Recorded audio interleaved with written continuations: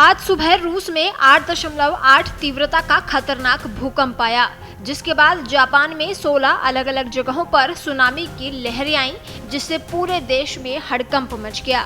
सिर्फ जापान ही नहीं, अमेरिका के कैलिफोर्निया और हवाई तक लहरें पहुंची और रूस का कामचटका क्षेत्र 8.8 तीव्रता के भूकंप से थर्रा उठा।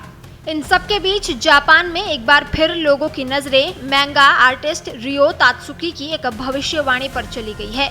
उन्होंने सालों पहले एक ग्राफिक नॉवल के जरिए इस सुनामी की भविष्यवाणी की थी। आज जब उनकी भविष्यवाणी सच साबित होती दिख रही है, लोग उन्हें जापान की बाबा वेंगा कहकर पुकारने लगे हैं। ये भविष्यवाणी उन्होंने अपने graphic novel the future I saw में की थी। आपको बता दें कि कुछ दिन पहले रियो ने भविष्यवाणी में जापान और एशिया के कुछ हिस्से में भारी तबाही होने की बात कही थी। उन्होंने manga book the future I saw में दावा किया था कि जापान और कुछ एशिया के देशों में बड़ी आपदा आ सकती है, जिसकी वजह से चारों तरफ तबाही का मंजर देखने को मिल सकता है। और अब लोग कह रहे हैं कि जापानी बाबा वेंगा की भविष्यवाणी सच साबित हो गई है।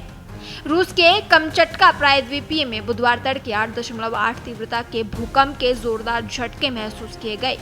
ये भूकंप इतना शक्तिशाली था कि इससे 4 मीटर ऊंची सुनामी उठी, जिससे कई इमारतों को नुकसान पहुंचा।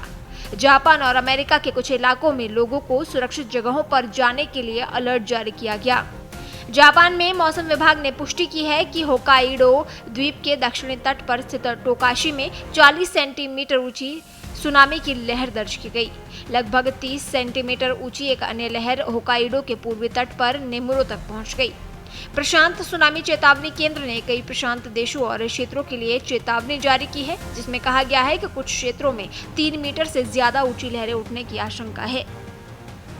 आपको बता दें कि द फ्यूचर आई सॉ में रियो तात्सुकी ने समुद्र के उबलने का दृश्य बताया था, जो एक अंडर सी ज्वालामुखीय विस्फोट या भूकंपीय फटना दर्शाता है। जापान और फिलीपींस के बीच समुद्र तल में फटकर तूफानी सुनामी पैदा हो सकती है। साथ ही ये सुनामी साल 2011 के सुनामी से 3 गुना बड़ी हो सकती है।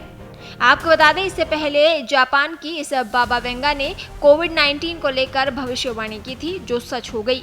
इसके साथ ही उन्होंने मार्च 2011 में तोहोकू भूकंप और सुनामी, प्रिंसेस डायना का एक्सीडेंट, 1995 का कोबे भूकंप, फ्रेडी मर्करी का निधन जैसी कई भविष्यवाणियां भी की थी। उन्होंने ये भी दावा किया है कि साल 2030 में कोविड का नया घातक रूप भी आएगा, जो पिछली बार से ज्यादा नुकसान पहुंचाएगा।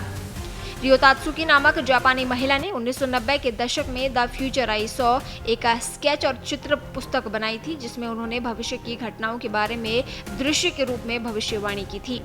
ये किताब जापान में काफी रहस्यमयी मानी जाती है और इसमें जो घटनाएं दर्शाई गई थी, उनमें से कुछ को बाद में घटी घटनाओं से जोड़ा गया।